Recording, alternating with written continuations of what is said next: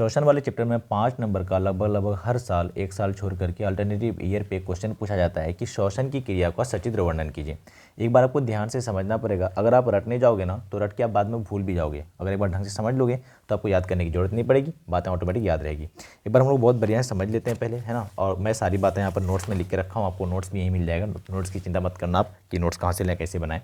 देखिए, सवाल में आता है कि मानव में श्वसन क्रिया का सचित्र वर्णन करें, ये सवाल आता है। तो सबसे पहले आपको लिखना है कि श्वसन क्रिया होता क्या है, फिर श्वसन क्रिया में भाग लेने वाले अंग के बारे में थोड़ी थोड़ी इन्फॉर्मेशन डालनी है, और लास्ट में उसका हम लोग ये जो डायग्राम बनाए यहाँ पर, ये डायग्राम थोड़ी सी प्रैक्टिस कर लेनी है, ठीक है। तो सबसे पहले हम लोग समझ लेते हैं कि श्वसन होता है क्या, फिर यहाँ पर डेफिनेशन पढ़ लेंगे। श्वसन क्या होता है, जो हम लोग खाना खाते हैं वो अंतिम रूप से ग्लूकोज के रूप में हमारे में पच करके पहुँचता है। Glucose is the final product of our digestion process, ठीक है। तो डाइजेशन पाचन की क्रिया में ग्लूकोज मिल गया, ये ग्लूकोज ऑक्सीजन से मुलाकात करके ऊर्जा का निर्माण करता है, और ऊर्जा जो बनता है वो एटीपी के रूप में जमा रहता है। तो इस होल प्रोसेस को हम लोग बोलते हैं श्वसन, इंग्लिश में इसे रिस्पिरेशन कहा जाता है। यानी श्वसन को ही हम लोग कोशिकीय श्वसन कह देते हैं क्या? हाँ, पिछली वीडियो में मैंने बात भी करी थी कि श्वसन को ही हम लोग कोशिकीय श्वसन कहते हैं, क्योंकि श्वसन की क्रिया जो होती है वो कोशिका के अंदर होती है। आइए समझ, वो वाली बात यहाँ लिखी हुई है कि खाना जो हम खाते हैं वह ग्लूकोज के रूप में टूट जाता है, और कोशिका के अंदर इन्हीं ग्लूकोज से मिलकर ऑक्सीजन ऊर्जा का निर्माण करता है। यानी जो ग्लूकोज है उसके साथ मुलाकात कौन की है? ऑक्सीजन, जिससे क्या बन गया? ऊर्जा बन गई। इस प्रक्रिया को हम लोग क्या कहते हैं? श्वसन कहते हैं।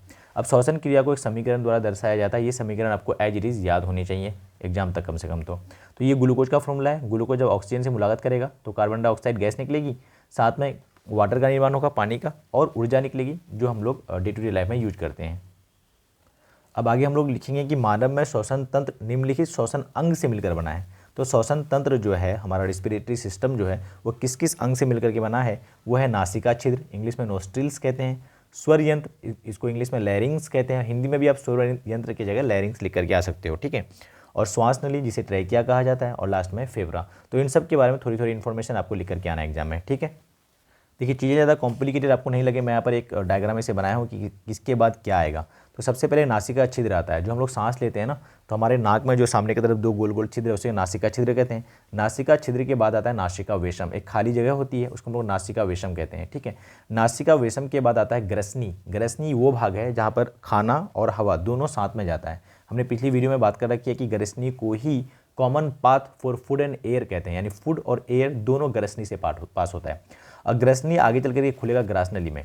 आगे नहीं बोलना चाहिए, पीछे बोलना चाहिए। ग्रसनी का पिछला भाग क्या है? ग्रास नली। ग्रास नली में ही हम लोग इसको, ग्रास नली को ही हम यहीं पर पाया जाता है ना, वो साउंड बॉक्स जिसको हम लोग स्वर नली कहते हैं हिंदी में, ठीक है। ग्रास नली में जो ग्रास नली का जो दरवाज़ा होता है, उस दरवाज़ा का नाम है ग्लोटिस, और उस ग्लोटिस के ऊपर एक ढक्कन पाया जाता है, उस ढक्कन का नाम होता है एपीग्लोटिस। तो जो ग्रास नली है, ग्रास नली जो दरवाज़ा खुलता है, उस दरवाज़ा का नाम क्या है भैया? ग्लोटिस। दरवाज़ा का नाम क्या है? ग्लोटिस, ठीक है। और ये दरवाजा के ऊपर ढक्कन पाया जाता है। एपी मतलब ऊपर होता है, एपी मतलब ऊपर, ग्लोटिस के ऊपर, इसलिए एपी ग्लोटिस कहते हैं। ग्रास नली आगे खुलेगा श्वास नली में, जिसको इंग्लिश में ट्रेकिया कहा जाता है। ट्रेकिया आगे चल के खुलेगा ब्रोंकस में, जो श्वास नली है वो बढ़ जाता है ना ब्रोंकस में। फिर ब्रोंक्यूल्स, और ब्रोंक्यूल्स के बाद लंग्स, और लंग्स में पाया जाएगा वायु कोष्ठिका, या कुपिका भी कहते हैं, इंग्लिश में इसे एल्वियोली कहा जाता है। एल्वियोली में ही मुख्यतः गैसों का आदान प्रदान होता है।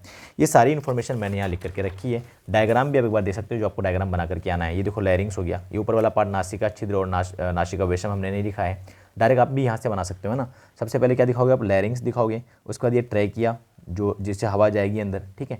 उसका ये फेफड़ा है, लंग्स है, और ये कुपिका है, दिख रहा है ब्लैक कलर का चैम्बर, छोटा छोटा चैम्बर जहाँ पर गैसों का आदान प्रदान होना है। इसी को हम लोग कुपिका कहते हैं, इंग्लिश में एल्वियोली कहा जाता है। और ये डायफ्राम है नीचे, ठीक है, डायफ्राम। डायफ्राम के ही वजह से हम लोग सांस ले और छोड़ पाते हैं, ये वाली बात बाद में करेंगे हम लोग। डायफ्राम स्ट्रक्चर है, ठीक है। यहाँ पर आपने दिखा है ब्रोंकस है, इसके आगे ब्रोंक्यूल्स है, ठीक है। ये सारी इन्फॉर्मेशन यहाँ पर मैंने लिख के रखी है, तो आप एक बार ध्यान से देख लो, है ना। देखो लिखा हुआ है नासिका छिद्र। नासिका मुख द्वार के ठीक ऊपर, दोनों होंठ होता है, दोनों होंठ के जस्ट ऊपर होता है नासिका, है ना, ऊपर होता है, जिसमें दो गोलाकार छिद्र होता है, जिन्हें नासिक छिद्र कहा जाता है। नासिका छिद्र नासिका वेश्मों में खुलते हैं। आगे कहाँ खुलता है? नासिका वेश्म में। नासिका वेश्म आगे ग्रसनी होता हुआ स्वर यंत्र में खुलता है। अब देखो आगे लिख दिया मैंने, ये एक्चुअली में पीछे लिखना चाहिए, ठीक है। तो कहाँ खुलेगा? स्वर यंत्र। और स्वर यंत्र कौन सा है? ये वाला लैरिंग्स।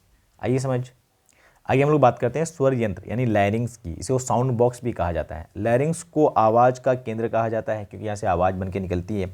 फेरिंग्स जिस छिद्र द्वारा लैरिंग्स में खुलता है उसे ग्लोटिस कहते हैं। हमने बात करी अभी, ग्लोटिस में आपको डायग्राम भी दिखा देता हूँ। यहाँ पर भारतीय बोर्ड में डायग्राम बनी हुई है, बहुत खूबसूरत, देखो ध्यान से।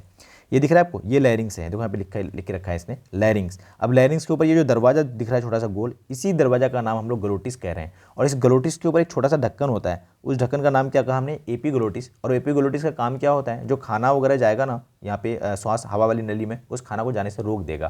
तो हम लोग जब सांस लेते हैं ये ढक्कन बंद हो जाती है आराम से, ठीक है, ताकि खाना इसके ऊपर से पीछे की तरफ चले जाए, क्योंकि खाने वाली नली जो है जिसमें खाना पास होना है, ग्रास नली जिसको हमने नाम दिया था, वो इसके पीछे होता है। आइए समझ, चलो ध्यान से देखो। अब ग्लोटिस कहते हैं, ग्लोटिस के ऊपर एक ढक्कन लगा होता है जिसे हम लोग एपीग्लोटिस कहते हैं। अब देखो एपीग्लोटिस भोजन को स्वर नली यानी श्वास नली में जाने से रोकता है। अब देखो श्वास नली के बारे में पढ़ लेते हैं हम लोग। अब श्वास नली को इंग्लिश में ट्रेकिया कहते हैं। लैरिंग्स के पीछे की ओर श्वास नली में खुलता है। लैरिंग्स जो है पीछे की ओर किसमें खुलता है, श्वास नली में। इस नली की लंबाई लगभग 10 से 11 सेंटीमीटर होती है। अब ये डिपेंड करेगा, अलग अलग एनिमल में अलग अलग होगा। अब सोचो जिराफ वगैरह में वो बहुत ज़्यादा लंबा होता है, ऊँट की लंबाई बहुत ज़्यादा होती है, तो ऑब्वियसली उसमें ट्रेकिया यानी श्वास नली की लंबाई बहुत ज़्यादा होगी। नीचे की ओर श्वास नली, ये मनुष्य की बात करी हमने, 10 से 11 सेंटीमीटर, ठीक है।